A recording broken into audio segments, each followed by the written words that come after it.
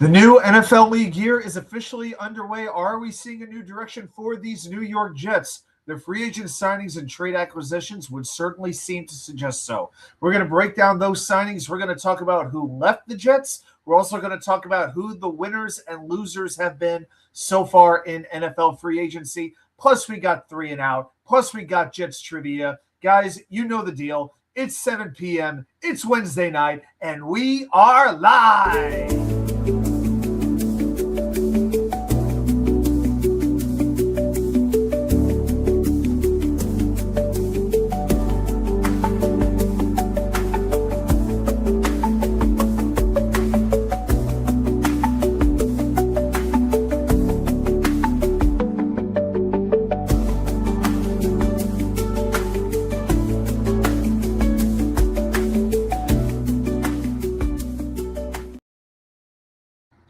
And welcome everybody into New York Sports Wicker Media. I am your party host, Watts UK99, here for our weekly Wednesday Night Live extravaganza. Glad that you are here. Glad that you are here to hang out. Hey, comment room is open. Leave your comments, leave your questions, leave your thoughts. I love when we get to interact, go back and forth, and we got a whole lot to talk about tonight. So I appreciate everybody coming here to hang out. All right, so we're going to get into some New York Jets football, as always, as part of our main event. But first, we got to talk about a few things that are going on in the world of New York sports. So first of all, let's talk about what's on my mind in a segment that we like to call 3 and Out. A couple of things. First of all, the sport of hockey. Islanders beat the terrible Blues on the road in overtime on Tuesday night. They're getting a better and better shot at getting that number 2 spot in the Metropolitan Division, something that I definitely did not think was possible at the beginning of the season. But when the number 2 and 3 seeds, I'm going to say, are the Islanders and Pittsburgh, it is a sad, sad state of affairs in the Metropolitan Division. The Rangers, hey, they're looking better since the Artemi Panarin trade. 4-0 shutout win over Calgary on Tuesday. Alexei Lafreniere starting to play maybe the best hockey we've seen him play in maybe 3 years, as he puts 3 into the net. That top line right now, Mika Zibanejad, Gabe Perreault, and Alexei Lafreniere looking dynamite. Jonathan Quick gets the shutout, and he actually passed Henrik Lundqvist on the all-time list in shutouts, so congratulations to him. As for the Knicks, not looking too good. They've dropped 3 of their last 4, lost their 2 games to the Lakers and the Clippers. Utah tonight, Indiana on the road Friday. By the way, I got to say this, Indiana, oh my gosh. The Knicks never, ever are able to beat Indiana. I don't know what it is, but I swear, we could got people from this chat. We could get Dane, Harlan Abraham, Tony Alexio, Johnny Boy, who I see is in the chat, Scott Foster, bring Billy SBC off the bench. You know, I'll coach. We'll have Pot2K99, who I see. He's here. He'll be the assistant coach. I'm not sure he can describe the pick and roll, but I think he would be good enough. The 2 of us, 2 Bartolos, we're going to take down the Knicks. Just give us the Pacers jerseys. There's just some magic voodoo every time Indiana plays the Knicks. My gosh, it's frustrating. Oh, and I got to spend a minute. I didn't think I would spend this much time on the Worthless Baseball Classic, as some people call it. I just find the name hysterical. I do have to admit, I have found myself watching it a little bit. But after 3 straight wins in pool play, Team USA loses to Italy 8-5 on I didn't even know how to feel. As an Italian American, I felt kind of conflicted. Now, what I didn't like was that after Nolan McLean looked amazing in the first inning, just mowing down Italy like it was nothing, he gives up 2 bombs the next 2 innings. USA was down 8-0 at one point. Yeah, they rallied. It wasn't enough. Now, here's the thing. Italy plays Mexico tonight. If Italy wins, finishes pool play at 4-0, the U.S. advances to the quarterfinals. But if Mexico wins, it's a 3-way tie, 3-1 for all 3 teams. So then it comes down to run differential, basically. So Italy wins, U.S. advances. If Mexico wins and scores 5 or more runs, the U.S. and Mexico advance. If Mexico wins but scores 4 runs or fewer, they advance alongside Italy, and the U.S. goes home. Now, this isn't the Olympics. It means a lot less to our country than the Latin nations and the Asian nations. But to not advance out of the group would be embarrassing. And one more thing on this. Mark DeRosa, the manager, this guy has ruined any chance he ever had to be a manager. He had thought he was on MLB TV before that game against Italy, and he thought the USA already advanced to the quarters. He said in the interview, I'm going to get some guys off their feet. He's playing Paul Goldschmidt over Bryce Harper at first base, for crying out loud.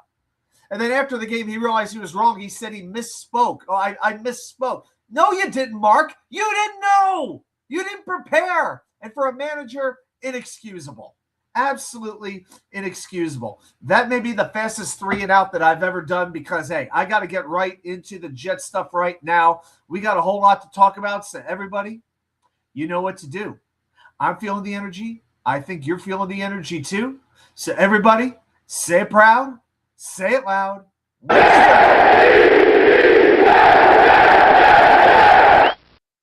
Jets, Jets, Jets, Jets. They say so often the Jets are the kings of the offseason. I'm not seeing too much that's changing my mind on that.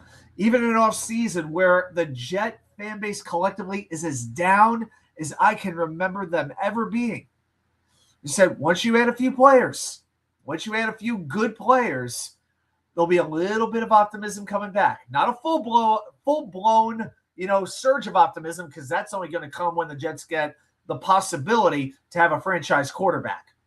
But clearly this team has been upgraded. We're going to get into these moves. But before we do that, we have to get into the Jets news. And we are going to start on a sad note. I want to give this man the respect he is well-deserved. I want to say rest in peace to the great Matt Snell. Passed away at, I believe, 84 years old this week. And I just want to talk a little bit about him. 1961, he played at Ohio State, was playing right halfback, sometimes blocking for Paul Warfield, who went on to a great career with the Dolphins. 1962, Snell was moved to defensive end. That's right, he was a two-way player. His senior year in 63, he was starting fullback, had 491 yards, 5 touchdowns. At the end of his senior year, he's named the team's MVP. He's named to the Ohio State football all-century team in 2000 as a defensive end, not even a running back. And then you look at his Jet stats, 4,287 yards, 4.1 per rush, 31 total touchdowns, AFL Rookie of the Year in 1964, first team All-AFL in 1969, 3-time All-Second AFL team. Of course, if you're a Jets fan, he scored the only touchdown in Jets Super Bowl history, a 4-yard run to the left. Great blocking by Winston Hill to set that up. For the game, he had 30 carries, 121 yards, and a lot of people will tell you that Matt Snell, not Joe Namath, deserved the MVP award for that Super Bowl. That's, like I said, my assistant coach, Pa2K99, is here. Hope you're doing very well. Hope you got outside today. Hope it's been a good day. I mentioned the great Johnny Boy. I will be in town in 2 weekends to run the Shamrock. I'll be at the hockey game with the Virginia Jet fans. Hope I get to see you at some point. The great Danger Zone. Hopefully he hears that I gave him a shout out at the very beginning of the show. Hit the like. Absolutely, guys. Thanks for the support. We are definitely growing up to 1,100 subscribers now. So we did cross that threshold. I want to keep growing as the year goes on. Got a goal in mind, but I want to keep pushing this stuff up. So I appreciate everybody's support. Okay, so a couple of things here. And this will not be the last time tonight we talk about Matt Snell. He will come up in another segment a little later on tonight. If you know, you know. So one thing that I thought was interesting, Daniel Jeremiah. Now there's all kinds of different draft experts and draft pundits, and some guys you trust more than others. Some guys have more credibility than others. But I thought it was interesting. He said late last week to him, the sweet spot of this upcoming draft is going to be right around pick 50 to pick 75. So about the middle of the second to the early third. Now, he says there's a lot of solid starters to be had there. Basically, your pick at 45 can be about the same as pick 75 or 85, depending on scheme fit and things like that. Now, we know the Jets do not have a pick after number 44 in the middle of the second round, and then nothing in the third round. So who knows? Maybe they buy into that. Maybe they look to trade up or trade back and try to get into that third round. But I thought that was a pretty interesting analysis.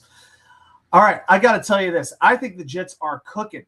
in free agency. I think they've been cooking for the last week, as a matter of fact. And we got the two chefs in the kitchen right here. Aaron better get going, or he may be working at Benihana sometime soon. Yeah, I'll take the steak and shrimp, some fried rice, extra vegetables. I'll take both the mustard and the ginger sauce. That'll be great. I do happen to like this picture quite a bit. Put it this way: if somebody's coming to my table and cooking tableside, I hope it's Aaron Glenn and not Darren Muji. I think it would be a little bit more fun.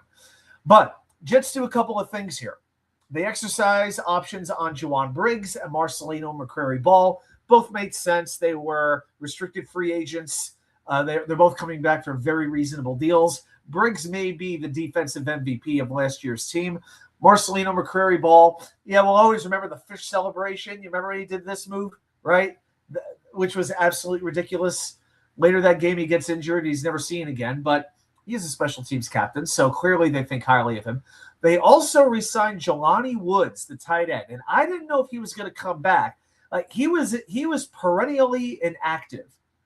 The Jets claim him off waivers from Indianapolis, and then he played maybe 3-4 games all season. When the inactive names would come out about an hour before game time, it was a near lock that Jelani Woods would be on that list. But he is coming back. I am glad to see that. I still think he's capable. I still think he's able to be an even better player than Jeremy Ruckert. Certainly a better blocker. I know that much. But a lot of it comes down to health with Jelani Woods, and I hope he's able to make that work, because if he could take a step up, that would go a long way towards helping this offense. So then we start getting into the player moves. So first we're going to talk about first I'm going to get into the Minkah Fitzpatrick trade. Well, actually, do I want to do it this way? I'm just thinking for a second here how we want to do this. Well, we'll talk about JJ first here, because we have the JJ. Well, I think we did JJ last week. Yeah, we did the JJ. Yeah, we did that whole thing. Okay, yeah, that was last week. So Minkah Fitzpatrick. Let's talk about the Minkah trade, because this happened before the tampering period opened. So I want to talk about this first. All the Jets had to give up to get this player was a 7th rounder from the Chargers. And it was the pick they actually got in the Jarvis Brownlee trade.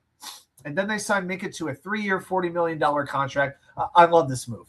81.8 PFF grade. PFF ranked Minkah Fitzpatrick as the 5th best safety in football in 2025, the 15th best safety against the run, the 8th best safety against the pass. Now, he does turn 30 in November, but I like that he's got experience with several of the Jets coaches, in particular Duker and Slowick, both of whom came over from Miami. He's got only 2 interceptions over the last 3 years, but between 2020 and 2022, he had 17 interceptions, including 6 in 2022. So who knows? But one thing that I kept saying, the Jets had to make a splash at safety. I could not accept going in with like a rookie next to Malachi Moore in between Brandon Stevens and Azareye'h Thomas. They had to bring in a leader. They had to bring in some toughness. They brought it in with Minkah Fitzpatrick for sure. And we have to think of this as well. It's a situation where the Jets are going to struggle to sign the best free agents unless they radically overpay. And they were not in a position to do that because there are so many holes on this roster. So if you give up some of your lower round picks to get a credible player or two, it's really not the worst idea. It's a good way to do business. And I'd heard a couple of rumors about Minkah even before the trade happened. I think Dom C talked about the possibility of it happening. I think there was 1 or 2 other people. I think Nick Shine might have mentioned it also, as I remember. And it turned out to be a great fit, a great prophecy, because Minkah Fitzpatrick, I think, could step in and actually become a captain on defense for this team. Like, Demario Davis will be one. We'll get into him. But I'm thinking like Demario Davis and either Harrison Phillips or Minkah Fitzpatrick would be your defensive captains for the 2026 season.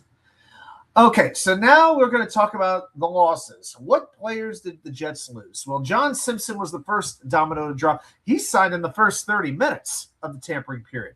3 years, $30 million to go back to Baltimore.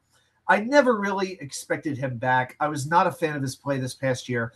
I didn't think he was a good run blocker this year. I thought it deteriorated from the prior season.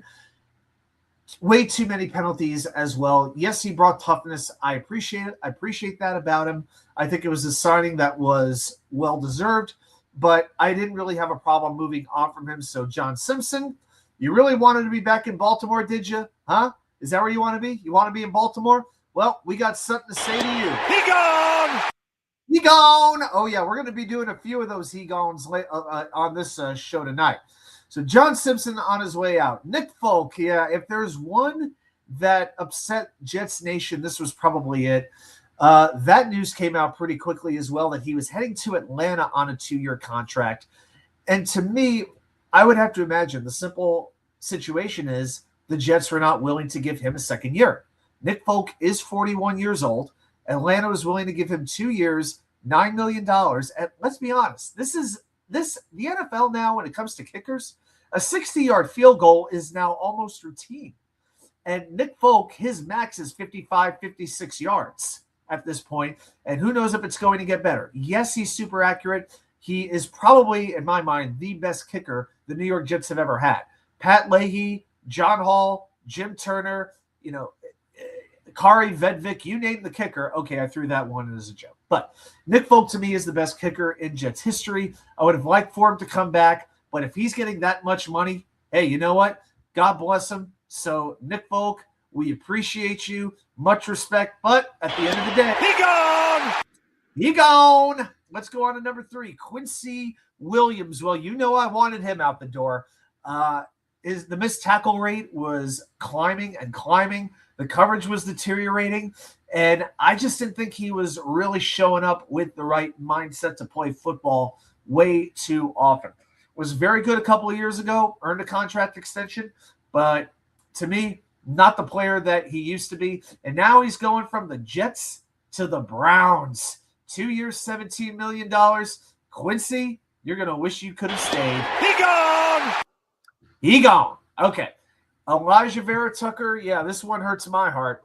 You guys know I have been an AVT fan from the beginning. I can still remember sitting in that chair at AJ Gators in Norfolk, Virginia, watching the draft with the Virginia Jets fans group, and the news came across that the Jets had traded up, I believe it was to the 13th or the 14th pick, to move up, and everybody knew it was most likely to get Elijah Vera Tucker, considered the best guard in that year's draft, and he became an excellent guard. The only knock you could ever have on him is he was getting hurt way, way too much. And you can't deny that, but I would feel good for him, except where he wound up going. Of course, he has to sign with the New England Patriots. 3 years, $42 million, potentially 48, 21 million of it guaranteed. I don't know. The longer the process went where he wasn't signing with the Jets, the more I knew he was going. But you watch, he'll become the picture of health now. Would it surprise anybody that all of a sudden his triceps is just made out of I don't know, like steel that it never gets damaged, to get that neither of his arms ever get hurt. His Achilles are as flexible as any, like an Olympic gymnast. You watch Elijah Vera Tucker play 17 games for the next 3 years for the Patriots. Would it shock anybody? It wouldn't shock me, but you know what? The report was AVT wanted a new start. He needed a change of scenery. Well, AVT, if that's how you feel, you may be one of my guys, but at the end of the day, you're heading up to Foxborough. I can't overlook that. He gone! That's right. He gone. Then we get to John Mechie. That's right, the wide receiver who came over from Philadelphia in the trade for Michael Carter II. The Jets did not tender him a contract, even though he was a restricted free agent. They let him hit the market. The Jets had some interest in bringing him back, but on Wednesday afternoon, right around the start of the league year, right around 4 o'clock, he chooses to sign a 1-year deal with the Carolina Panthers. So, John, you had 2 touchdowns. That's nice, but you had a few too many drops. You're a tough kid. Respect you as a human being. Good luck in Carolina. But he gone! That's right. He gone as well. Oh, and we have one more player who is no longer a New York Jet, but I'm going to save that one for a little bit later on in the show. I'm not going to do that one just yet. All right, now we get to a couple of re-signings. Jets keep Andrew Beck, the fullback, for 1 year. That was actually Darren Muji's first ever free agent signing. It was Andrew Beck. I'm not going to say he was exactly phenomenal. I'm not saying it was Patrick Ricard or Alec Ingold, but when they used him, I thought he was pretty effective. Wednesday, they bring back Max Mitchell for a year, and I was very happy to see that. I know Tigo was probably the happiest person. He was probably happier than Mrs. Mitchell. Well, if there is a Mrs. Mitchell. But I thought I think he's really grown his game over the last couple of years. When he came in as that sixth offensive lineman, it really seemed to work. And the Jets were very fortunate last year that Olu and Armand played the entire season at tackle. The Jets never had to play a backup tackle. You never saw Chuck Luma Okorafor. You never saw Max Mitchell except when he had to play the sixth offensive lineman role. So the Jets bring him back for a one-year deal, and I'm very happy that they chose to do that. All right, so now we get into the signings. We start with Joseph Asai. And by the way, I got to say this. I'm glad the Jets made a move like within the first hour, because I couldn't deal with, Muji's sleeping. What's Muji doing? Why can't Muji make a signing? All these guys are signed. Why ain't we signing anybody? Well, I think the Fitzpatrick trade actually did quite a bit to settle a few people down. But Joseph Asai, the focus clearly was addressing the defense, and this was not a bad place to start. Now, this was not a player on my radar, but he gets signed to a 3-year, $34.5 million deal, $22.5 million guaranteed. Asai is 25 years old, 6'4", 260 pounds, 14.5 sacks in 4 years, 5 sacks each of the last 2 years. It's pretty good. And then in 2025, 43 pressures, 12 quarterback hits. This is not a super athletic, twitchy player, but plays very hard through the whistle. When it comes to relentlessness, toughness, that was a common theme of the Jets signings throughout free agency. And Asai is a very good step. Now, we'll see if he's a starter or if he's more of a rotational player. He's going to have to earn his time. But one thing I did not want was another thin, wiry defensive end, or in this case, edge rusher, who can't really play against the run. We got one of those already in Will McDonald. I didn't need that. Okay, and Asai is going to be, I think he's going to fit pretty well. And the same situation goes for Kingsley Enagbare from the Green Bay Packers. That signing happened within minutes after the Asai news broke. 1 year, $10 million, 26 years old, 6'4", 258 pounds. Very, very good run defender. Now, he hasn't been the most glowing player if you look at a stat sheet, but he's been playing in very limited doses. Very well respected. Now, his 4 years in Green Bay, he's logged only 21 starts. That's it. And he has 11.5 career sacks. His career high in a season is only 4.5. But what he will give you is brute strength. I still think he has some untapped potential as a pass rusher, and you hope that he gets coached well enough to where he can become a more regular impact player. So this one's a little bit of a lottery ticket, but we'll see what winds up happening. But I know he can play the run, and I think that's one thing Aaron Glenn decided. Is like, I will not have a defense that gets run on, that just gets straight in the run game like it was last year. And then the news really started to pick up. Demario Davis. That's right. I had to go old school Demario Davis, old school uniform, the whole thing. That faded hunter's green, right? That's the leadership that the Jets sorely needed. 37 years old, 2 years, $22 million, $15 million guaranteed. He had 143 tackles last year. Can you believe that was a career high for him? And he's been in the NFL for, it feels like, for 15 years. He's still a top player against the run. Doesn't give you the same speed and coverage that he used to. And this is stint number 3 with the New York Jets. So it is very good to bring Demario back. A lot of us were looking at Alex Anzalone. He goes to Tampa Bay for 2 years, $17 million. So actually got a smaller contract than Davis. But I don't know if there is a better, more respected leader, especially when it comes to defense in the NFL, than Demario Davis. He is right up there with anybody as far as I can tell. And believe it or not, that was just the first hour of free agency. And, of course, right after that, what happens? We got to get Breece Hall, right? Yeah, we got to talk about that. We got to talk about Breece Hall coming in and getting on Twitter and talking about contracts. Like, dang, they got a lot of money out there in Foreign Park to give out all these contracts. Breece needs to understand something. He is not the priority right now. If you're taking this week and you're working on signing a player who is technically under contract, who's already been tagged for next year, you know what? You got your priorities out of order as a front office. Now's not the time. Remember, the Jets have 4 months to sign him to an extended contract before he has to play the season on the franchise tag. It's going to be a slow-moving process, and I'll tell you what, I think it's going to happen at some point, and when it does happen, it's going to come out of nowhere. Like the news will suddenly just break. Hey, Brees, the way Brees likes to tweet, he might break the news before anybody else can. He might have the news before Schefter, Rappaport, Pelissero, Schultz, any of these guys. But I could seriously do without ever seeing another tweet from Brees Hall ever again. Ever.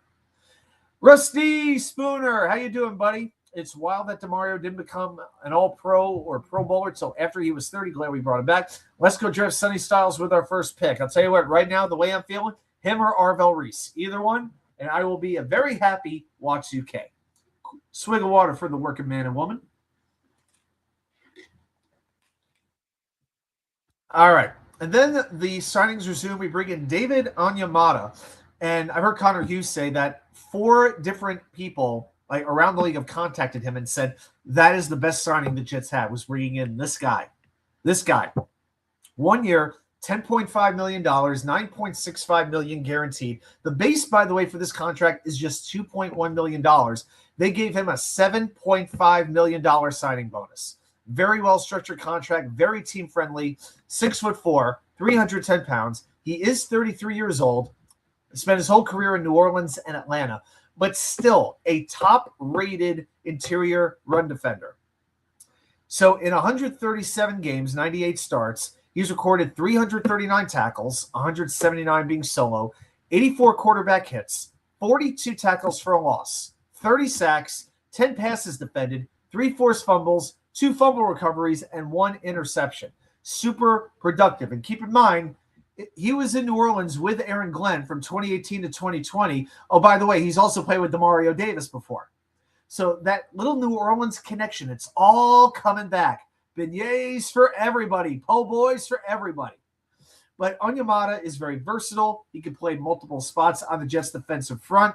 If he's a pure run stopper, hey, that's not exactly the worst thing to have in the NFL nowadays. You don't think about the run game until you need it.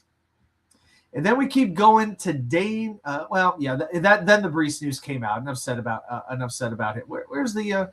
Okay, Dane Belton. Well, we'll just stay with Dane Belton for a moment here. The safety that was signed from the Giants, 1 year, $4 million base, up to $6 million.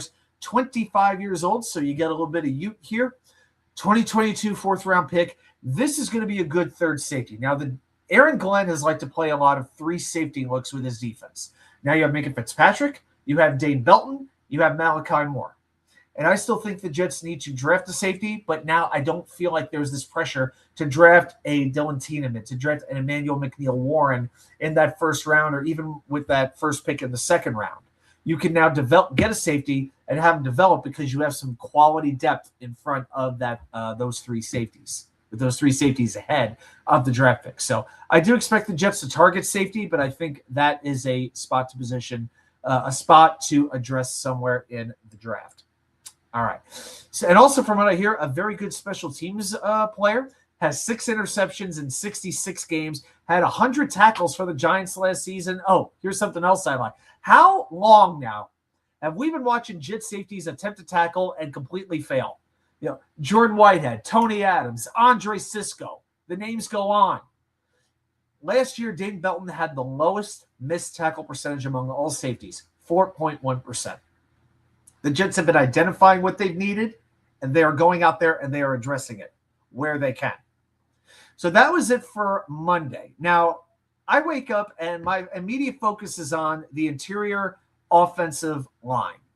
And apparently, from what I saw in the reports, that was the news that was happening.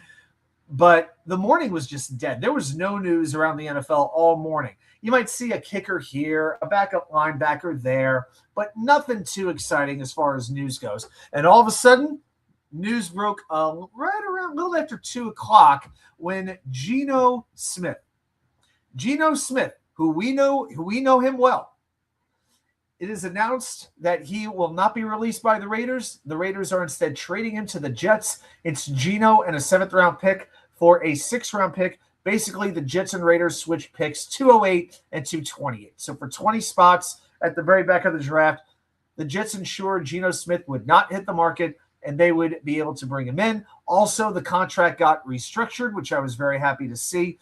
All the Jets really have to pay now is $3.3 million. That is the current estimate. Now, I wanted Kirk Cousins as the veteran. I made no secret about it. I thought he would be a very good mentor. I thought he would fit Frank Reich's offense very well. But apparently it was just not going to happen. I mean, Costello reported like a week and a half ago that the Jets were simply not interested. They were not talking to his agent. So, I started to think, okay, I guess it's not going to happen. So what it became was shopping at Goodwill for the best possible buy. Shopping at the flea market, the dusty flea markets, not the nice ones like out on Long Island. I'm not talking about Roosevelt Field or anything like that. I'm talking about like the makeshift ones where, the shells haven't been wiped down in 9 years. Okay. That type of flea market. But the more I think about, and there's been a lot of backlash to the signing, and most of it is really, I think, from the national pundits. LOL Jets, they're bringing in the worst quarterback in there. I seriously, I think, saw that. There was one, I don't want to give them any credit because they don't deserve it. But they said only the Jets would bring back the worst quarterback in their franchise history. What a disaster it must be to be a Jets fan. What an ignorant, stupid, wise-ass comment that is. I can think of 5 off the top of my head who are worse than Geno Smith. Oh my gosh, way more. Way more. I mean, do I have to mention Luke Falk, Browning Nagel? I'll be nice and won't include Christian Hackenberg because he technically didn't suit up for a game. Bubby Brister, anybody? Zach Wilson? Are you going to tell me Zach Wilson was better than Geno Smith? Because I ain't buying it. Brooks Bollinger, Kellen Clemens. Oh, my gosh. I swear, some of these people they are so desperate for clickbait. And they hallucinate their brains to the point. These are just pure thieves of oxygen. Guys, if you're writing takes like that Geno Smith is the worst quarterback in Jets history, stop stealing perfectly good oxygen from those of us whose brains actually function. You got to be kidding me with that. And believe me, I never owned a Geno Smith jersey, and I don't plan on owning one in the near future. But hey, LOL Jets, they're going back to him. Where were they supposed to go? I told you I didn't want Kyler Murray, and I wouldn't have taken him if he was free. I don't want any part of Tua. One good hit, and he's done. What am I supposed to be excited about? Andy Dalton? Kenny Pickett? Trading for Anthony Richardson? With the exorbitant asking prices from some of these teams for their backup quarterbacks, talking about Tanner McKee, talking about Mac Jones, talking about Tyson Bagent, not accepting like even a 3rd round pick for any of those guys. I'm sorry. It's not worth it. That's not worth it. I'm sorry. I would have liked Mac Jones. I would have been willing to trade maybe a 4th round pick for Mac Jones. I would have. But that would have been about it. And Tyson Bagent, please. The list of names out there is just so low. It's just depressing. So the more I thought about it, I was like, you know what? Let's go with it. Geno's got 1 year left on his contract, about $3 million. That's the estimate. Then the Jets are free. We needed somebody who could come into this team and be competent because we didn't have that last year. Justin Fields had 2 good games all year? 2? That was it. Week 1, what a tease that was against Pittsburgh. Where was that the rest of the season? All I want from Geno is to be like a top 20 quarterback. Is that really asking too much? Top 20. Now his best season. Let's pull some numbers up here. Let's look at. I'm gonna blow this up. I'm gonna pop myself out for a moment. So his best season was 2022. Threw for 30 touchdowns, 4,282 yards. Led Seattle to the playoffs. He made the Pro Bowl that year and then again in 2023. But then the numbers started to go down. Now, he still finished 10-7 in 2024. Numbers weren't quite as good. 21 touchdowns, 15 interceptions. This past year was just not good. And once he went to the Raiders. And that whole team was an absolute mess. I really think that everybody was a victim. Like, you can't just look at Geno Smith and blame him for the Raiders' offense being so bad. Chip Kelly had no idea what he was doing. Pete Carroll had no idea what he was doing. But one thing you can't deny, he had a quarterback rating, I believe, of 34.1. That was 27th out of 28 qualified passers. And over the last 2 years, he's thrown 32 interceptions. That's the most in the NFL. Now, Justin Fields didn't throw interceptions, but he never threw the ball down the field. I'll tell you one thing with Geno Smith. You won't have entire halves of football where the Jets have only 10 passing yards. And Geno had basically one weapon in Brock Bowers. He had about the worst offensive line in the league. And he had a coach who wound up getting fired. That was just not the right fit. Now, I want some upside somewhere. I'm okay with Geno, but I need some upside somewhere. I'm sure there'll be a draft pick. I would go middle rounds, like 4th round, bring in a Garrett Nussmeier, bring in a Carson Beck. I would do something like that, and I'd be okay with it. Yeah. Hey, Eagle Fang. Yeah, he had Jacoby Myers. Yeah, they traded Jacoby Myers midway through the season. However, so we do have to keep that in mind. Hey, Eagle Fang. Hope you're doing well. Yeah, everything just blew up a little bit.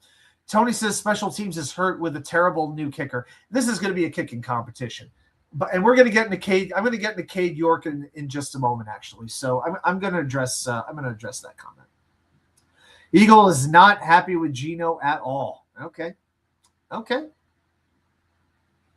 Eagle very, very bitter. Oh, we're doing the clown show emoji. Okay. Sorry that you're upset, buddy. Sorry that you're upset. Why did they let Nick Folk walk? Well, we did talk about that. I believe it's because Atlanta was willing to give him 2 years and $4.5 million a year. Jets weren't willing to do that. And good for Nick Folk. He found a team that was willing to pay him huge. And hey, if I'm Nick Folk, I'd rather be kicking indoors most of the time anyway. Kicking in the warm weather. Why not? I play at least 9 games indoors next year that I for sure, at least maybe more. All those games in Atlanta, 1 game in New Orleans, maybe more than that. So I think it's a smart business decision by Nick Folk. They should have done more to keep ABT. They're going to miss him this year. Hey, man, I made the same point. I love ABT, no doubt about it. But if he wanted to change the scenery, if he really wanted to leave, if he felt he needed new mojo, new karma, whatever you want to call it, then you can't keep him. He went out there, checked to see what his market would be. And if the market didn't develop, then maybe he would have gone back to the Jets. But I just think ABT wanted to go. And, I can't blame them for that. I blame them more for Folk than I do Elijah Vera Tucker. And it's strange because I'm a big ABT fan. But if the player doesn't want to be back, you can't force him to come back. You can't keep him hostage in the, in like the basement floor and park. You can't keep him in the boiler room until September. Yeah, he had Genty, but Genty didn't really get going at all because the offensive line was so bad. Genty was there, but how many really good games did Ashton Genty have? So that's my argument to there. Michael Mayer, I like Mayer's okay, but Mayer is more of a blocking tight. Put it this way: how many difference makers are there at tight end in the NFL? There aren't many. 10, maybe. Michael Mayer, you can find a Michael Mayer if you really want to. And was he worthy of a first-round pick? I don't think so. We're going to get back to the kickers from Zichigan. The kicker is Zavada from Zichigan. Eagle Fang is throwing out one positive comment. I like the Davis signing and the Fitzpatrick trade and the guy we got from the Bears. Yep, I'm getting into him next. Yep, both show. All right. Eagle Fang, they're holding Hall against his will right now, so why not do it with ABT? I don't know if it would take a lot more rope to keep ABT bound than it would to keep it would keep a lot more rope to keep ABT bound than it would to keep Breece Hall bound. So, all right, there we go. All right, myself back up. Okay, so then we go on from there. We get to Nashawn Wright. I love this image while Jim Cornelison is singing the national anthem right before the playoff game against the Rams. Eagle Fang, I'm getting Eagle Fang's on page 12. I'm only on page 10. I'm getting to him. Oh, I'm getting to him in a moment. Oh, I got a little extra for that for number 72. Believe me, Mr. Ripped Abs with the barbed wire baseball bat. Oh, I was going to skip that comment, Eagle. Anyway, Nahshon Wright. Okay, he gets signed to a 1-year, $5.5 million deal. 6'4". You know, Aaron Glenn likes some tall cornerbacks, and Nahshon Wright brings that. And as good as that Chicago secondary was, hey, you bring in anybody from that secondary, and I'm pretty happy. So in his first 3 seasons, Wright played 1,176 snaps, so a little bit under 400 per season. And actually, I take that. Let me start over. He played 1,176 snaps this past year. All right. In his first 3 seasons, he played only 272. So he averaged about 90 snaps in his first 3 years. This past year, 1,176. He got a ton more playing time. So he's a 3rd-round pick, had 5 interceptions, very good run defender. Here's the concern I've got about him. He gave up 800 yards in coverage. That was the 5th most in the NFL. He also allowed 5 touchdowns. So 5 interceptions, 5 touchdowns allowed. Okay. Now, if he can become more consistent, add a little more discipline into his game, he could contend for a starting role. But I can't not assume he's going to start in place of Azareye'h Thomas or even Brandon Stephens. I think Wright's going to have to earn his spot. And you know what? If his new role is the new Brandon Eccles, like that 3rd outside cornerback comes in and is a better playmaker than the starters, then what's wrong with that? I'd be game with it. So, but that was one of the predictions. I think that was actually one of the predictions that the Jets would sign Nahshon Wright. I think it might have been on CBS or something like that. And that actually turned out to happen. So then we go on to Wednesday, the day we are recording this podcast. So I kind of dozed off on my lunch break. Today I was breaking from about 12:45 to 1:45. Had a crazy busy morning with multiple projects. And it had been a long day. I've been up since 5 a.m. and had to deal with a homeless guy try to break into the gym while I was inside it. That was interesting. Had to call somebody to to make sure he wasn't a threat, like sweatpants, no shirt on, and yeah, it didn't look very kosher. Let's put it that way.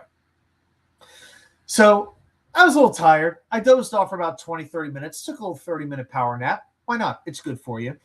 And I wake up to find that the Jets have signed a kicker named Cade York. You know, the guy who was caught making out with the Dallas Cowboy cheerleader? More on the Cowboys in a minute. Potsu K99, if you're still here, we're going to get in the Cowboys in a few minutes. You won't want to leave, I can assure you. So Cade York signed to a 1-year deal. Now, here's the thing with this.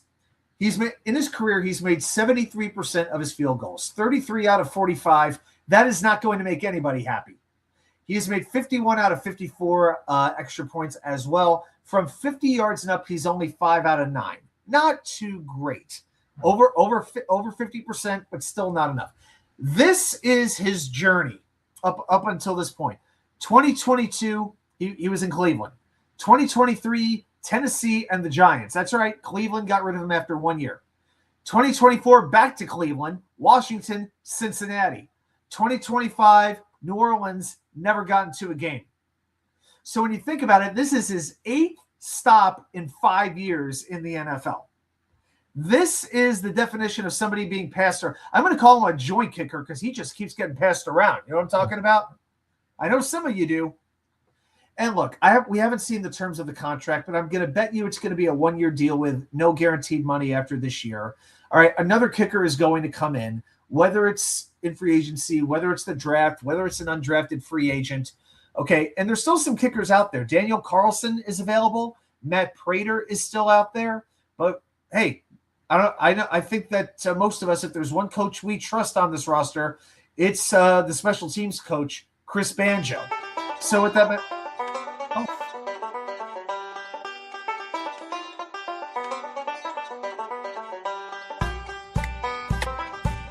come on. Storybox Audio. All right. We always got to find an excuse to get the Chris Banjo. I should have like a special slide when I play the music, you know? David D could be doing anything. David could be running a marathon. David could be splitting the atom. You know, David could be, I don't know, whatever David likes to do that takes up his time. But it's like a sixth sense. When the banjo starts, he just knows. It's like telepathy, and he's got to come right in and give a yeehaw. Rusty, Nashawn Wright was a Pro Bowler in 2025. Yeah. That's always good. Not that the Pro Bowl means a whole heck of a lot, but the recognition is very cool. I think Eagle fan, I want to go back to this. I think Reese is a lock for the number 2 pick as of right now, but how do you feel about the Jets moving up in the top 10 to grab Tate? If you like Carnell Tate that much more, then okay, but I would want we're going to break down the wide receivers, I think, in the next couple of weeks, because if there is one glaring hole the Jets have with their starting lineup, it's a starting wide receiver. I would be very surprised if they don't address that by, at the latest, pick 33, at the very latest.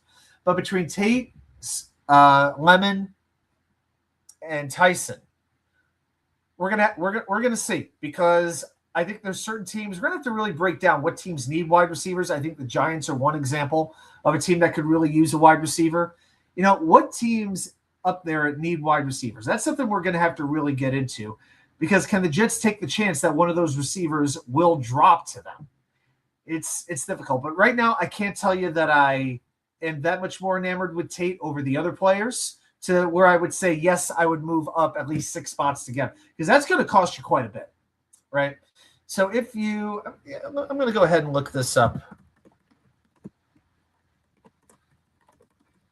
So if the Jets are willing to go from 16 to 10, all right, so that's 1,000 points, 1,300 points. So it's about a 300-point difference between pick 16 and pick 10. And 300 is basically the back end of the second round. So that's tricky. Maybe the Jets would have to give up, I don't know, a third-round pick next year, because, you know, the Jets have 44, but then they don't have anything again till 103. You know, I don't know if throwing in that first fourth-round pick would be enough to move up. I doubt it, to be quite honest. That's 88 points. It could be close, but I don't think it's quite enough. It might take like a 4 and I don't know, maybe a 5. I don't know. Yeah, I don't know if I'm not quite sure I'm sold on trading up 6 spots to get a certain wide receiver.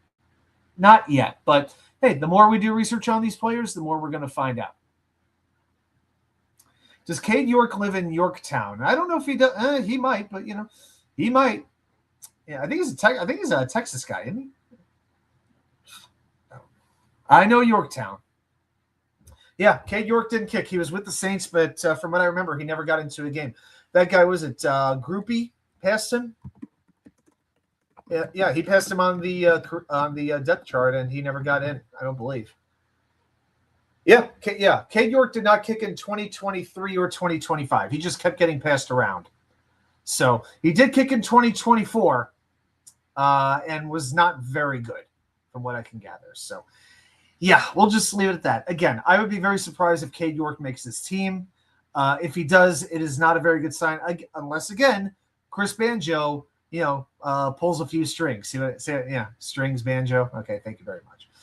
So I'll put it this way: I'll trust who's kicking because I trust Chris Banjo. But I do expect the kicking game. You have to expect the kicking game is going to take a step back. There's really no way that it can't. As good as Nick Folk was last year, you have to expect that. But I would accept that step back if it means the offense and defense are decently better than they were last season. I think it's a more than fair trade. All right. So then I get off from my afternoon break. I get a 15-minute break during the afternoon. So it was the 15-minute variety break. It's right around 4 p.m., about an hour before it's quitting time. And it's now the start of the league year. And there's more news that comes down. Now, I actually want to go back to a tweet. I'm going to pull this up. Dylan, so this is from Damian Woody, Big Wood, always a favorite. And he says, this is at 2:54, right before 3 p.m. I hope the Jets don't go second class at the left guard position. I think Josh Myers needs good players on both sides. I would be hard-pressed not to agree. If you can't get a solid vet, then I don't mind them using one of their picks in the top 44 on that position. And I responded about an hour after that. It said 59 minutes. So I responded just under an hour after that. I'm hoping for Dylan Parham. Now, if you all have been here in the last few weeks, I've mentioned Dylan Parham as a potential offensive line target. And what happens not even 5 minutes later, Dylan Parham signs with the New York Jets. I'm not saying I had any inside sources. I didn't have any of those sources, insider trading information, none of those. But I can tell you this. I was very, very happy to get the news. And to me, the Jets free agent class it went from here to here. It took a very good step up.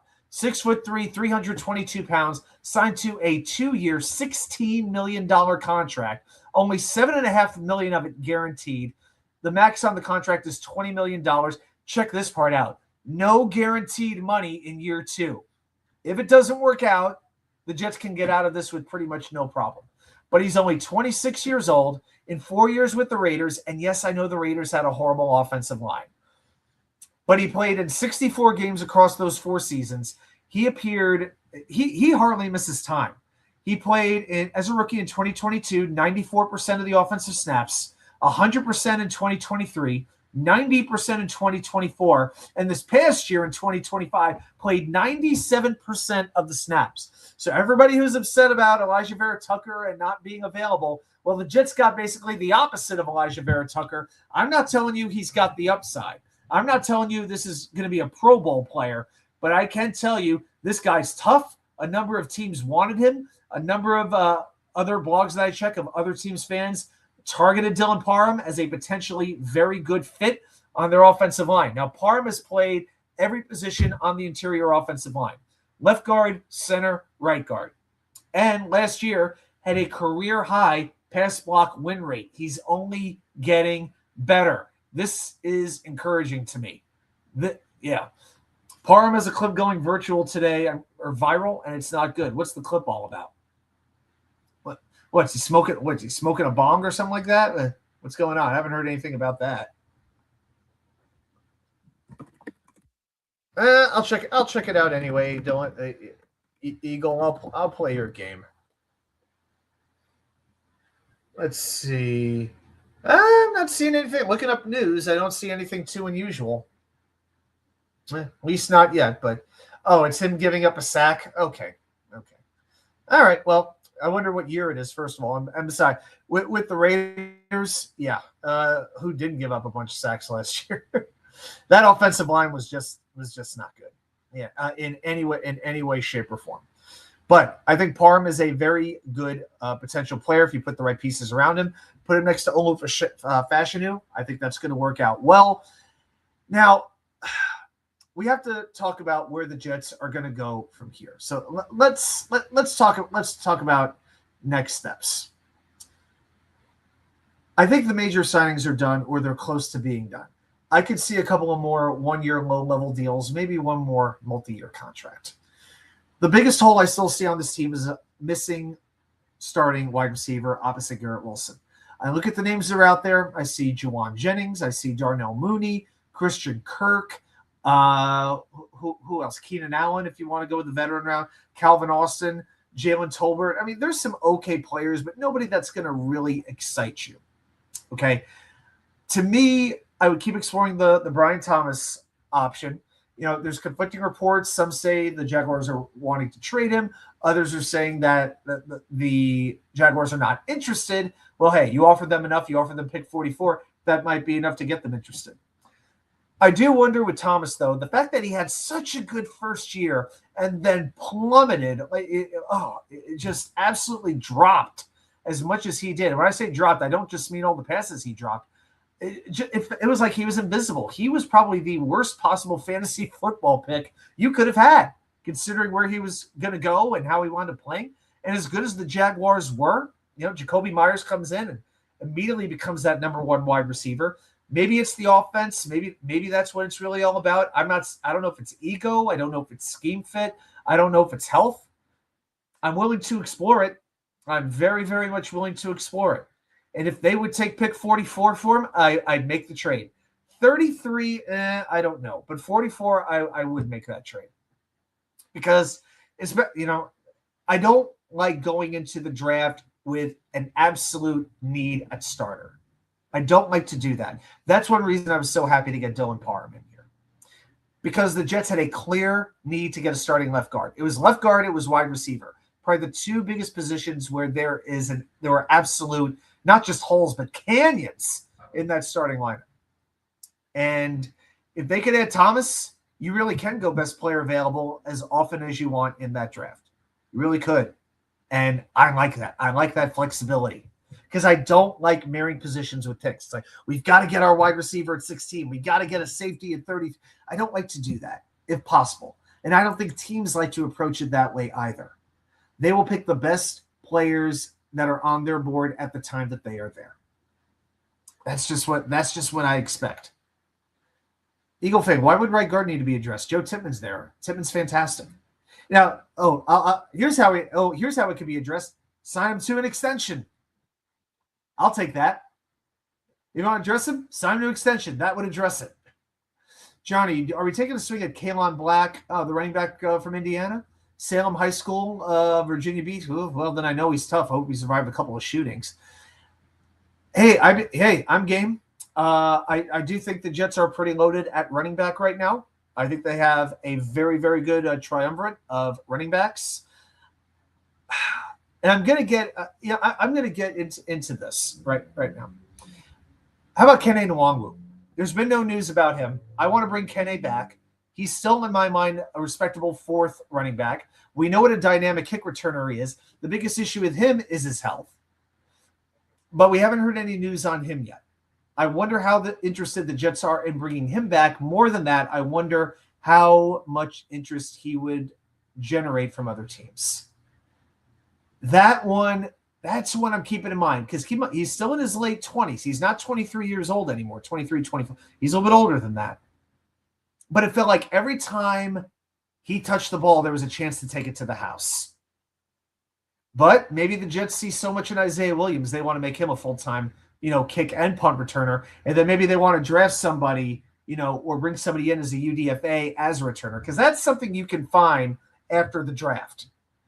So maybe the Jets are thinking that. I'm hoping, though, they're at least, staying in touch with Kene, staying in touch with Team Kene or whatever he has, and seeing if there is a possibility for a reunion in the 2026 season, because I like to have him back. But if that doesn't work out, then you could talk about a Kalon Black. Then maybe there would be an opportunity for him to come in. So I could see it. I could definitely see it. All right, and so then we get to areas of depth. All right, I feel pretty good about where the Jets are in terms of the starting lineup, but you can't have enough depth in the NFL, especially at certain positions. Now, I'd like to get some help at center. Eagle Fang already knows where I'm going. I've made it clear I am not a Josh Myers guy. Okay, I respect him. He's tough. I like that he can play anywhere on the line. I was fine bringing him back for $3.5 million, but he was not a good starting center. No matter what Rich Cimini tried to tell me on the latest episode of his podcast, he still calls me WA2K19. Rich, now that you're ever going to watch this, it's WA2K99. Or just call me Adam. I don't care. The WA2K just sounds ridiculous, dude. I just got to say, he's answered like 4 or 5 of my questions. God bless him. But he keeps saying my name wrong. I can't kill him for it. But still, it makes me laugh, okay? It just does. But he said, I don't think Myers is really that poorly of a graded center. Yes, he is, Rich. He's not good. He can't run block, and he's an average at best pass blocker. The Jets can be better there. Now, there aren't a lot of centers left out there. Lloyd Cushenberry, I think, is on the market. Ethan Posich, most recently of the Browns, is out there. Outside of that, I don't know. Luke Fortner. But we got to bring in somebody to challenge Myers. I don't care if it's a draft pick, like a 4th-round pick, but we got to bring in something to develop at center. We really, really do. I just don't want Josh Myers playing all 17 games again. I just don't. And so then with depth, you have to look at backup quarterback. Carson Wentz has been the big name. Of course, there have been talks as of late that the Jets are not going to be getting him. Wentz has actual competition, so we'll see. Frank Reich, no secret, loves Carson Wentz, would love to have him here, but would Carson Wentz love to be with the Jets, with a team that most people are expecting is going to go nowhere? But maybe they could tell Wentz, hey, Geno is here, but if he falters, you have the first opportunity to start.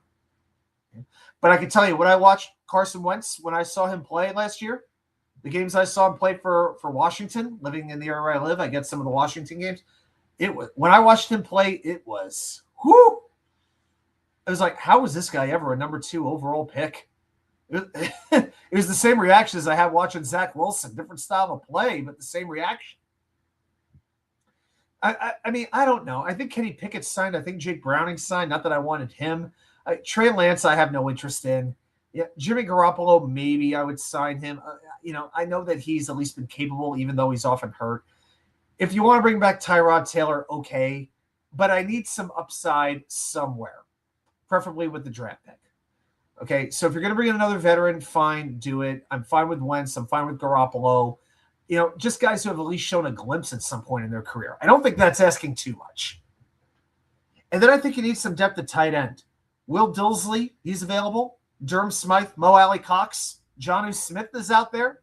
Pair him up with Mason Taylor. Hey, that sounds pretty good. I would do that. I don't see Dallas Goedert coming. David Njoku. I don't see those being fits. I don't want to spend a ton of money on tight end, like maybe $5 million, $6 million, somewhere in there. And bring somebody in to pair him with Mason Taylor, because Jeremy Ruckert, I don't want to trust him as a number 2 tight end. I know he had his best year last season. That doesn't mean I still want to see him on the field about a third of the time, which is where he was there. So I'm still looking at trying to upgrade some at tight end. To just have a better number 2. I got to tell you, I was amazed. Like Charlie Kolar, I was talking about him, and how much did the Chargers give him? Was it 3 years, $24 million, I think? Yeah, 3 years, 24.3, $17 million guaranteed. Wow. I never expected him to get a 3-year contract. So, hey, good for him that he did. God bless him. Isaiah Likely, I never thought was very realistic. Giants give him a 3-year deal as well. $40 million. Yeah, that just wasn't realistic. He wanted starter money. He got starter money. The Jets were not going to do that. It wouldn't have made sense. Rusty, draft Connor Lew and secure our all-pro center. Rusty, where do you have him projected to go?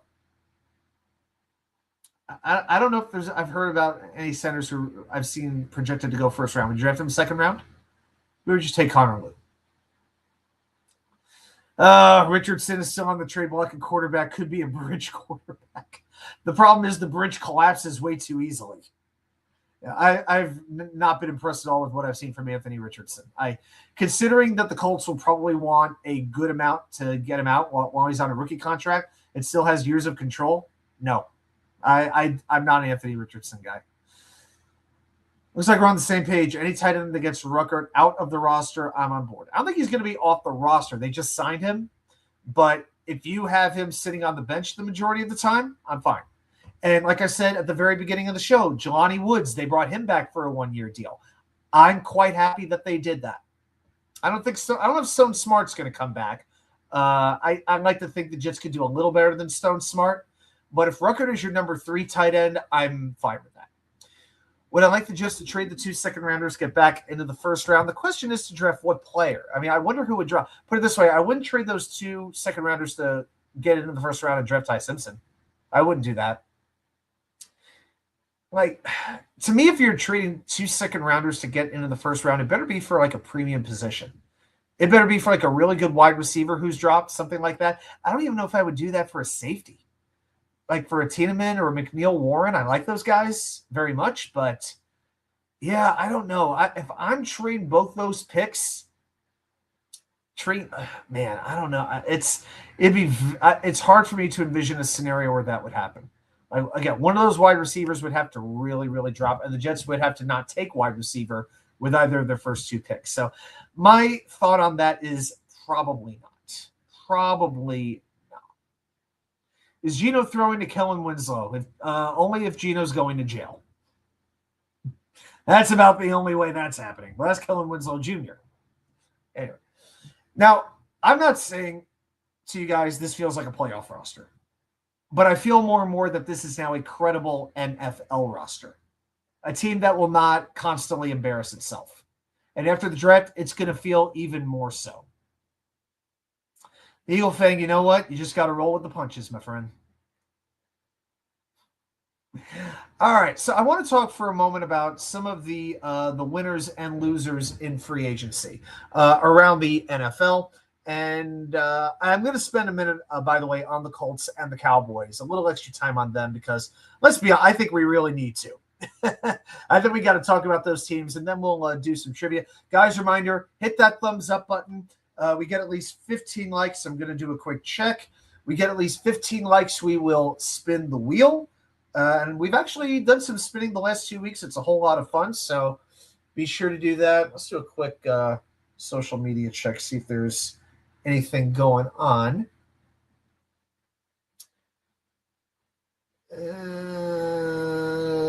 Doesn't look like it. And Jed's saying a thank you note to Quincy Williams. Buccaneers signing A'Shawn Robinson. Wow, he moves within the division. That's a pretty good signing. Yeah, looks like that's about it for right now. Okay, so no big news dropping so far while we're doing the show. All right. How are we doing on likes? All right, we're still a little bit of ways away. So, guys, if you want to spin the wheel, gotta pound that thumbs up. All right, so if I'm looking at a couple of teams, as far as the winners go, I got to mention the Giants first. I think just for nothing else, obviously, not just because John Harbaugh is there, but they keep Jermaine Illuminor at right tackle. I like the signing of Isaiah Likely, no pun intended.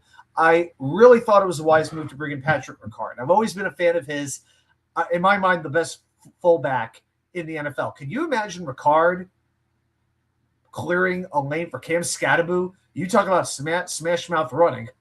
Oh, my goodness.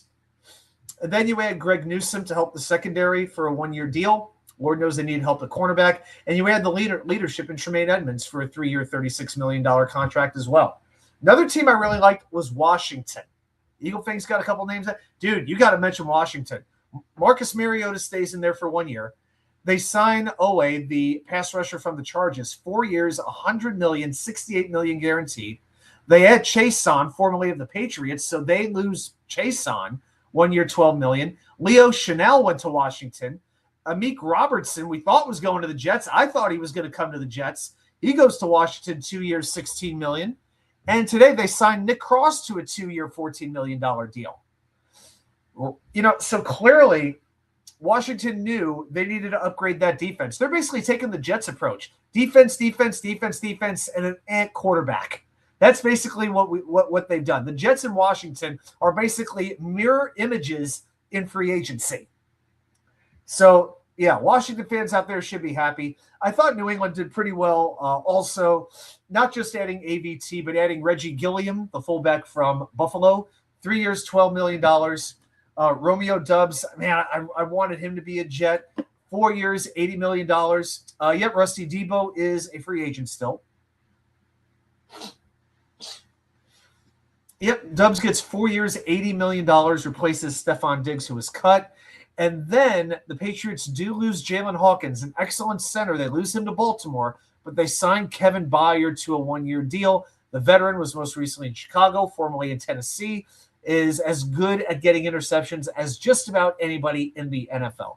So I thought those three teams did very well. Now, as far as the losers go, I got a couple in mind here for you. First of all, I got to mention, I'm looking at what Eagle Fang has to say. I definitely disagree that the Jets are losers in free agency. I don't agree with that at all. Okay, I see a couple other teams. Okay, I got a couple of different ideas. Green Bay has been they got beat up. They lost Doubs, Quay Walker, Enagbari, Malik Willis. They lost Jenkins. They lost him. They lost Nate Hobbs. They lost a lot of players and really didn't bring anybody of note back. So I think Green Bay took a major step back. The Raiders, man, oh man, they spent like crazy. Wasn't that one of the craziest stories you ever saw?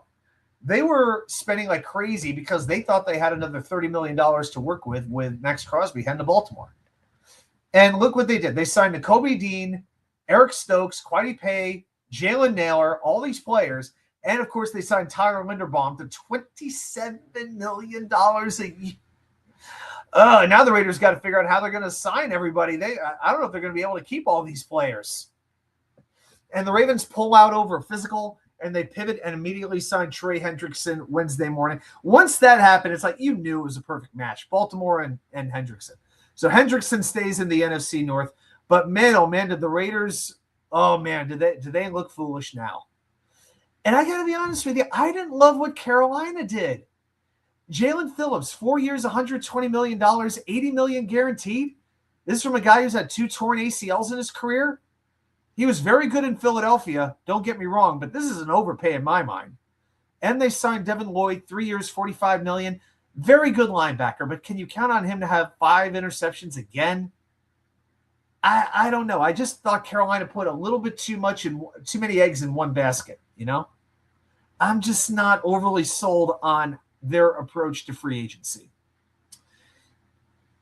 So let's see. I find it interesting that Eagle Fangs called the Bengals that they're losers. They had Boy Mafe and Brian Cook. I like those players a lot. I think I actually that's the one I would disagree with. Well, the Jets and the Bengals. I disagree with both actually. Bucks I could see. Ravens I could sort of see.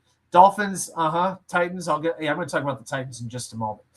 All right, so let's talk a little bit about the 2 other teams, that is Jet fans, we are going to be watching very, very closely this season and rooting against specifically. Let's talk about the Indianapolis Colts. What did they do? Well, the news came out right at the beginning of the tampering period. Alec Pierce was staying in Indy 4 years, $29 million per year. 4 years, $116 million.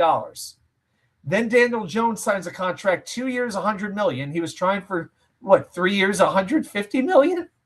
Oh, God. When he played 8 games in 2 years? I don't know. Oh, my God.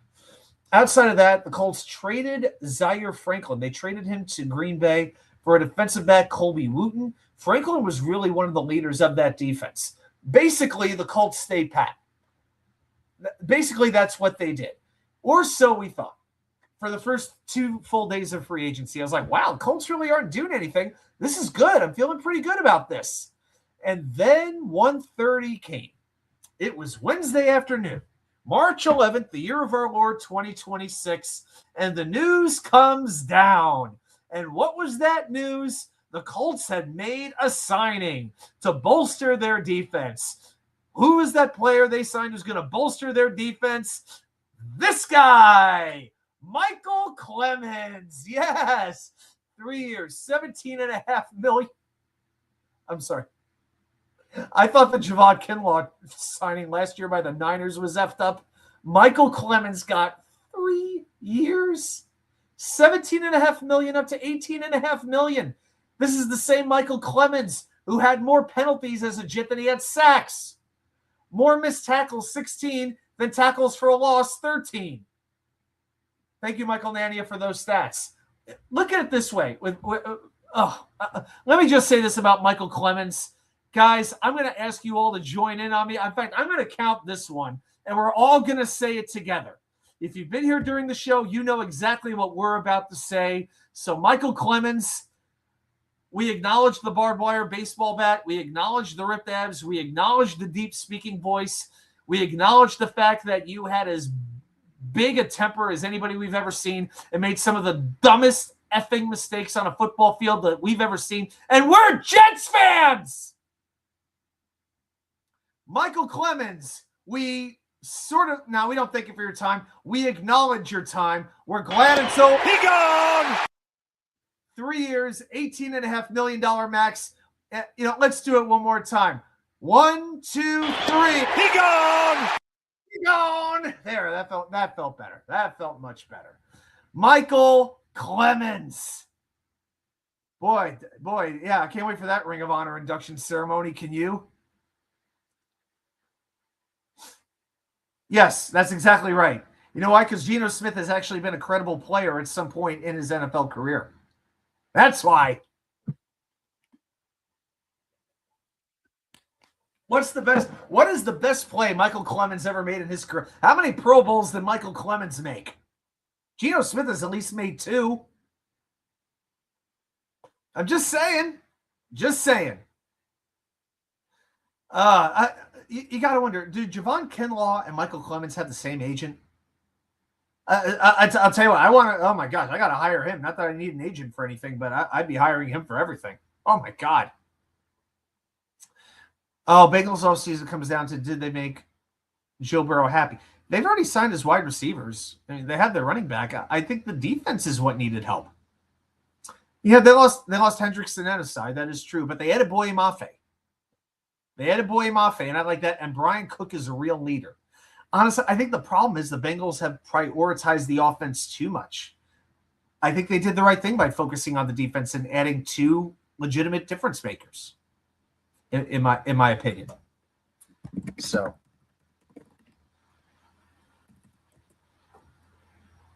Wait a second. The Jets play the Colts this year? You sure about that? Colts will be interested. I'm probably frozen right now, guys, right? Okay. The Jets play the Colts in 2027. Now, we don't have the Colts this year. Yeah, not this year, Rusty, but I appreciate it. But 2027, we get them. Yeah, this year we get the AFC West. That's the division we play. Hey, Dino, how you doing? I have not seen the Jamal Adams news anywhere. I don't know who's reporting it, but I'm thinking it's CNN must be reporting it. I think it's fake news. So I'm not buying that one. Yeah, I heard other people sort of talking about it, like in chats or whatever, but I have not seen. And I get notifications for pretty much everybody, like in the NFL, like all the Jet beat writers, all the national guys. Nowhere have I seen Jamal Adams is coming to the Jets. So, yeah. So no, not buying that one. Fake news, buddy. Fake news. All right. So let's look. So they added Michael Clemens, but let's look bigger picture. Just look at four players with what they've done. Daniel Jones is making $50 million a year. Alec Pierce is making $29 million a year. Grover Stewart is making $14 million, and Anthony Richardson, who isn't even going to be on the field, is making $11 million. That's $104 million combined. Guys, that is a third of the salary cap going to four players, and only three of them are starters. All of a sudden, I'm starting to think the Colts pick is going to be a better pick than the Jets in 2027. That AFC South keeps getting better, right?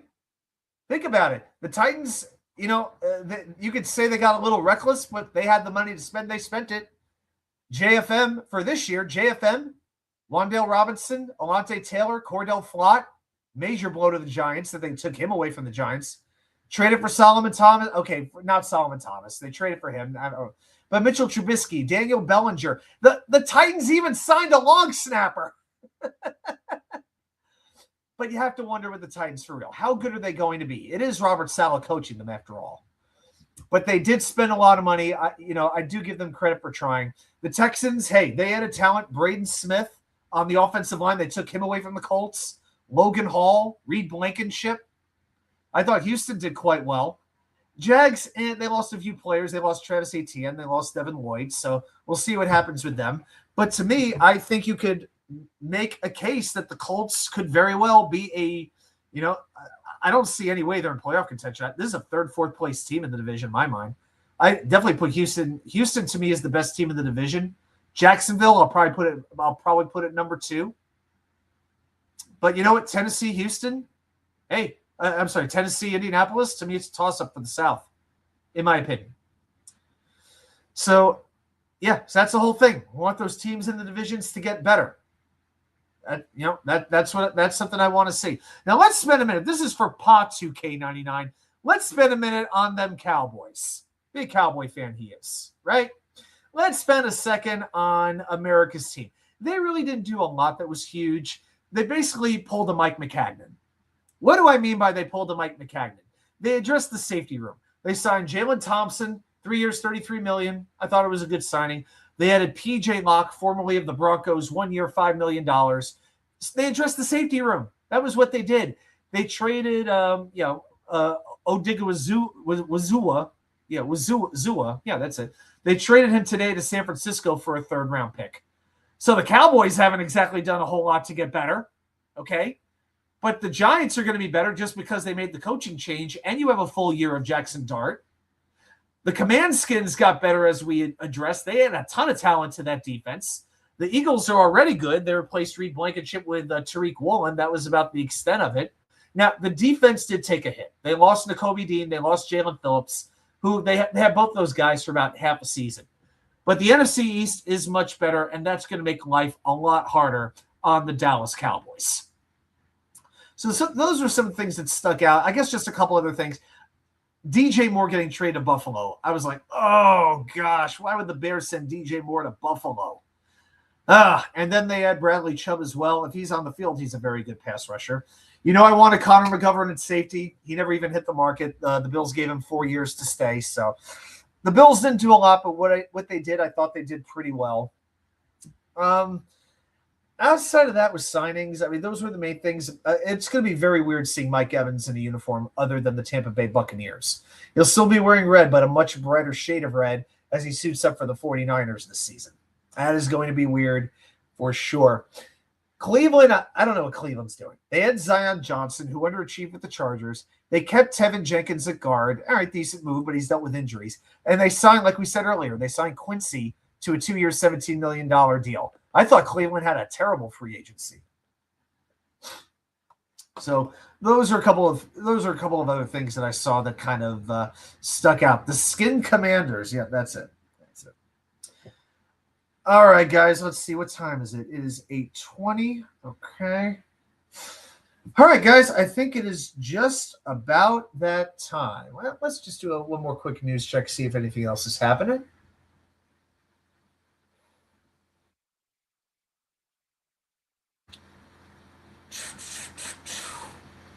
Oh, Soto hit a home run? Okay. Yeah, I guess so. All right, that's nice. Oh, Charles Omenihu reached a 1-year deal with the Chiefs. Their defensive end. Oh, he went to Washington. So Omenihu went from the Chiefs to Washington. I swear that people were talking about him right before the draft, and then nobody ever heard about him ever again. Yeah, Charles Omenihu. All right, what's happening? All right, so let's check that. What's happening in Italy, Mexico? 3-0 Italy. Oh, that's good for the USA. Remember, Italy wins, U.S. advances automatically to the quarterfinals. Rusty, there's rumor going around Myles Garrett's getting traded to Cleveland. I hope it doesn't happen. If Cleveland trades all right, unless Drake May is going back the other way, why would Cleveland ever trade Myles Garrett? Oh, my gosh. I haven't heard that rumor, haven't seen that rumor, but you know what? Rumors are rumor and innuendo. By the way, I had a friend ask me the other day if an innuendo was an Italian suppository. Yeah, thank you very much, guys. I'll be here all weekend.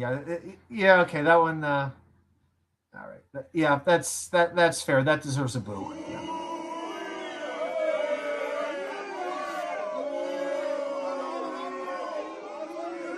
All right, guys, it's about time. So you know what happens every single week. This is time of the week when we do a weekly tradition that we are always going to do on the show as long as I can help it.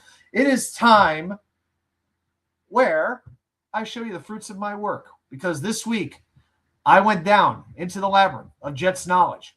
I busted open the books. I dusted off the Glencyclopedia Britannica. I pulled up the dark Jets web, and I, Watsu-K99, now challenge you, the most loyal fans of the most loyal fan base in the National Football League. Just how much do you know about your New York Jets? So if you are ready, let's play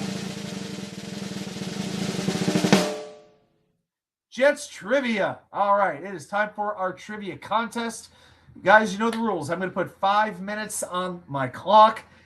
Pop your answers down there into the chat, and let's see how we do.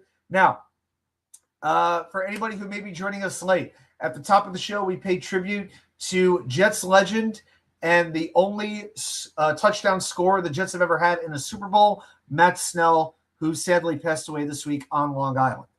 So tonight, I wanted to do a Matt Snell trivia question. So the question goes like this, 5 minutes. Matt Snell ranks 10th on the Jets' all-time list with 25 rushing touchdowns. Who are the top 5? So the top 5 rushing touchdown scorers in Jets history.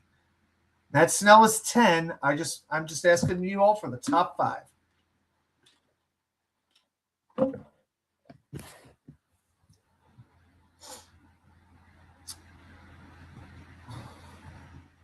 Yep, Italy's got second and third. All right. In the 5th inning. Very good. All right. Rusty starts with Curtis, my favorite Martin. Well, is Curtis Martin correct? I think we all know. Yes, Curtis Martin is number 1. 58 career touchdowns.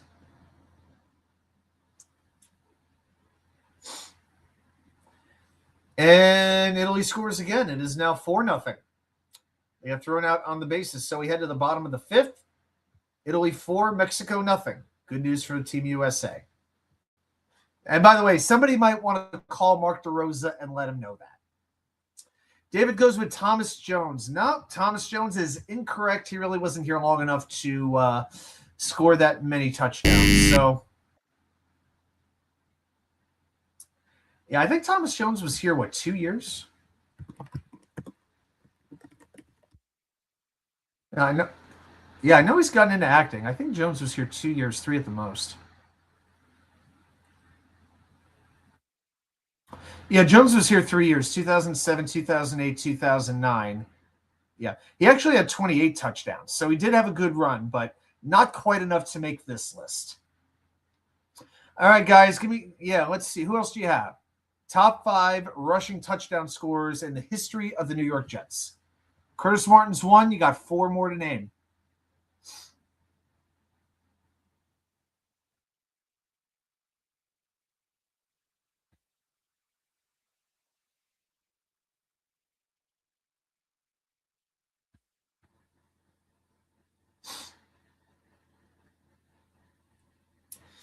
All right, Rusty's going with Emerson Boozer and Freeman McNeil. Well, I will tell. Are those answers? Well, just answer. Are those answers correct? Indeed, they are. Emerson Boozer is second all time, 52 touchdowns, and Freeman McNeil is number 4 with 38 touchdowns.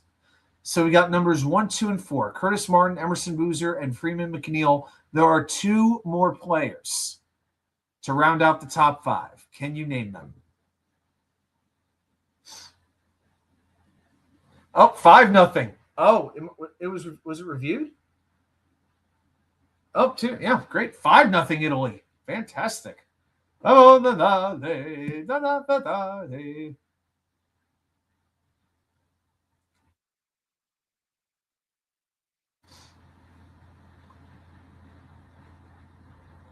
Describe U.S. manager Mark DeRosa in 3 words or less. Yeah. I only need 1. Unprepared. That sums up Mark DeRosa perfectly.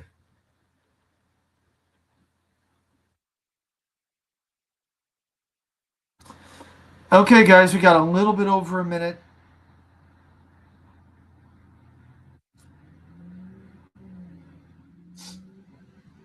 All right, guys, we got 3 correct answers. We need 2 more. We got just over a minute to go. Who else is in the top 5?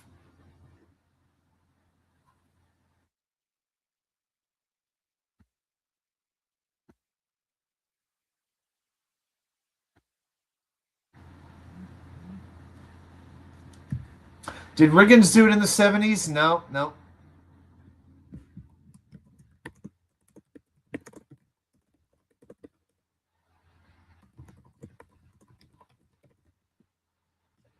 Wow. Hey, Billy SBC, how you doing, man? Yep, we already guessed Curtis.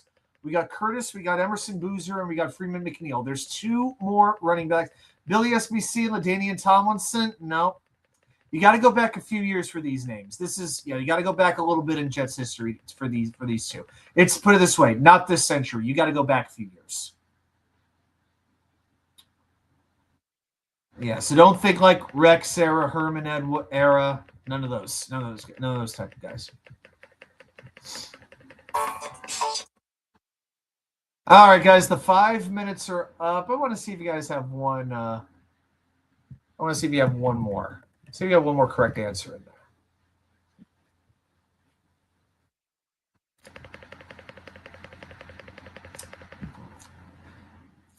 Rusty's this one was a little tough. Okay. Billy SBC, Sean Green. No. Look at the top 5. Not quite.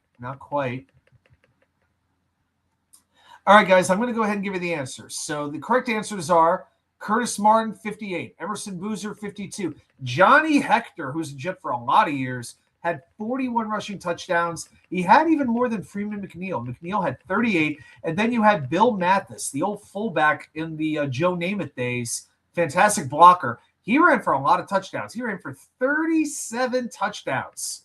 But he was a Jet for about a decade, I believe. Yeah, was Bill Mathis. He had a good run. He had just passed away, I guess in 2020.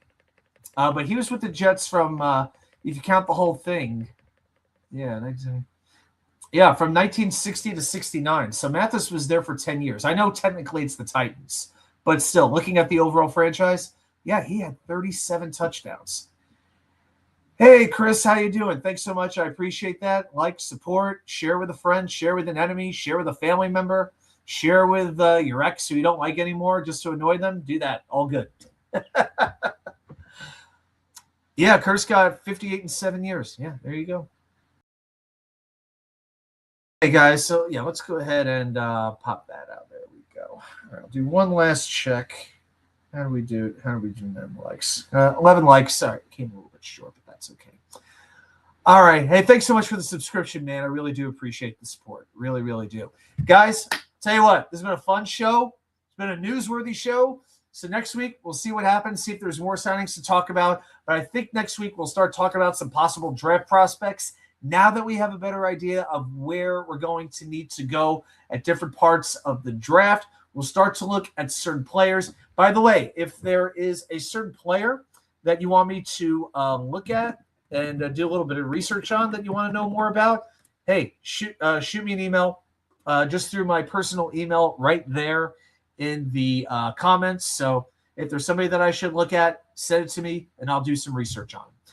But everybody, thank you again for joining me. Have a fantastic rest of your week, and I will see you all right back here with more content from you know where, the Wicker Chair. Good night, everybody.